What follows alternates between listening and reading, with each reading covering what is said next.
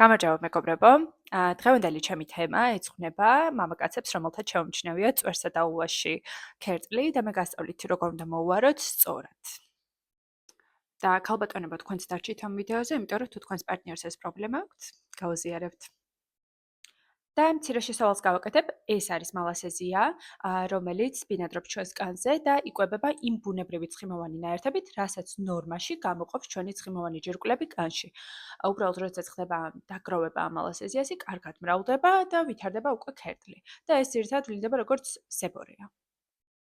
შეკითხვა ყოველთვის ისაა, რა გამოვიყენოთ, რა გამოვიყენოთ და გეტყვით, რა უნდა გამოვიყენოთ. სხვა ვიდეოც მაქვს ჩაწერილი ქერდლზე, უბრალოდ ის იყო სკალპზე, თუმცა დიდად მკურნალობა აქაც არ განსხვავდება. გამოიყენება ძირითადად ნივთიერება, ეს არის კეტოკონაზოლი, სელენის სულფიდი, თუთის სპირითიონი. მე ახლა მოვიყვანე ორი მაგალითი ამ შამპუნების, რომელიც შეგიძლიათ რომ სწორად და ჩვეულებრივად გამოიყენოთ. ეს არის სულსენა, ესეც იყიდება აფთიაქში, ეს არის ნიზორალი, მაგრამ ნიზორალის უფრო იაფი ალტერნატივებიც არსებობს. ნიზორალი შეიცავს კეტოკონაზოლს, რომელიც ძალიან კარგად მოქმედებს, მაგრამ იმისთვის, რომ არ განვითარდეს რეზისტენტობა და თქვენ ახლა წაისვეთ და მერე ისევ განგივითარდეთ, ამისთვის ვისწავლოთ ახლა როგორ გავაკეთოთ წვერზე. პირველ დღეს გამოიყენებთ ერთ ნივთიერებას. მაგალითად, კეტოკონაზოლი. ნიზორალი იგივე რაც კეტოკონაზოლი შამპუნი, უბრალოდ ბრენდის სახელია ნიზორალი. ნიზორალს გამოიყენებთ მაგალითად, შემდეგ მე რამდენიმე დღეში რომ დაიბან წვერს, გამოიყენებთ უკვე სხვა ნივთიერების შემცველს, რომ არ მიეჩვიოს იქ მყოფი სოკო ამ ნივთიერებას და არ დაუმეგობრდეს და ისევ არ გამრავლდეს და შემდეგ რამდენიმე დღეში დაასვენოთ, ჩვეულებრივი რამე უსულფატო შამპუნი ნორმალური პარაბენების და პარფიუმის გარეშე ძალიან ბევრი იყიდება.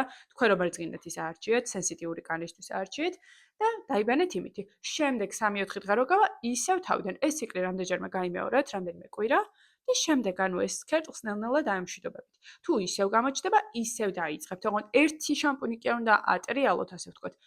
ორი უნდა ატრიალოთ, ორი სხვადასხვა ნივთიერება. თუ მე ამაცაც რეზისტენტული იქნებით, მე კიდევ სხვა ნივთიერება უნდა ჩაერთოს. იმიტომ რომ სამწუხაროდ სხვა სამკურნალო საშუალებები არ არსებობს. რაც არის, არსებობს სია და იმას უნდა მივყვეთ.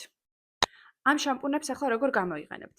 ისვამთ კარგად წვერზე, ნაზად ასე აიქაფეთ. 2-3 წუთი გაიჩერეთ და ჩამოიბანეთ. ეცადეთ რომ პირის ღრუში არ მოხვდეს და არ გადაგეყლაპოთ ეს დიდად სასიამოვნო არ იქნება. დაბანის შემდეგ გაიშრეთ წვერი, მწვერვალში უფრო სწორად, მაგრამ ძალიან ახლოს ეს ფენი არ მიიტანოთ. ეს სურათ სპეციალურად ამოიყენოთ, ზედმეტად ახლოს არის წვერთან. დაახლოებით 20-30 სანტიმეტრის დისტანციით დაიჭირეთ ეს ფენი და ისე გაიშრეთ, იმიტომ რომ როდესაც სინოტივეა კანში, როდესაც არ ხდება მისი გამოშრობა, გამრავლება მალასეზიასი ისევ მარტივად მოხდება, ამიტომაც ის კანი, სადაც ბინადრობს მალასეზია, უნდა იყოს კარგად გამშრალი. გადამწვარი არა, გამშრალი. ამის შემდეგ გამოიყენეთ რაიმე ბალმი, რომელიც თქვენ გინდა, ძირითადად ზეთოვანი სტრუქტურის არის, ოღონდ ძირებში არ გამოიყენოთ, ანუ კანთან ახლოს არა, თუ გაქვთ მაგალითად დიდი წვერი, თვითონ წვერზე გარედან გამოიყენეთ, შიგნით შეზავვა აუცილებელი არ არის და არც არის კარგი. თავიგანებთ მარტო გარედან, უბრალოდ რომ შემდეგ კარგად დაივარცხნოთ. ამის შემდეგ დაივარცხნეთ თმა, იმის შემდეგ რაც ბალმი წაისვით, ბალმს არ ვისვამთ კანთან ახლოს, ვისვამთ უშუალოდ წვერზე, რომ დარბილდეს და თქვენ რომ დაივარცხნით, ტკივილს არ იწოვდეს. არსებობს ასეთ სავარცხელი, რომელიც თქვენ გინდათ, იწყებთ ქვევიდან და მერე ადიხართ უკვე ზევით. რომ ეს რაც წაისვით ბალმი თან კარგად გადანაწილდება და თან კიდევ ის ღერები რაც უკვე სუსტია, იმას დაემშვიდობებით და კარგად გასუფთავდება თქვენი წვერი, რომ ავირიდოთ ჭუჭყის დაგროვება, ანუ ის მკვდარი უჯრედები კანის, ასევე ის ცხიმი რაც გამოიყო, თვითონ ეს გამრავლებული მალასეზია და ასე შემდეგ. ანუ წვერს უნდა ძალიან კარგი მოვლა. და რამდენიმე რჩევა რაც უნდა გაითვალისწინოთ, ის რომ რეგულარულად უნდა გარეცხოთ ის სავარცხელი, რასაც თქვენ წვერულაშზე იყენებთ და კარგი იქნება თუ წვერულაშზე სხვა სავარცხელს გამოიყენებთ და თმაზე სხვას და სველი წვერულაშით არ დაიძინოთ. აუცილებლად გაიშრეთ, მაგრამ ფენი ახლოს არ მიიტანოთ. ფენი უნდა იყოს დაახლოებით 20 სანტიმეტრზე, რომ არ მოხდეს კანის გამოშრობა. მოკლედ, სულ ეს იყო ჩემი ვიდეო. იმედი მაქვს, რომ გამოგადგებათ.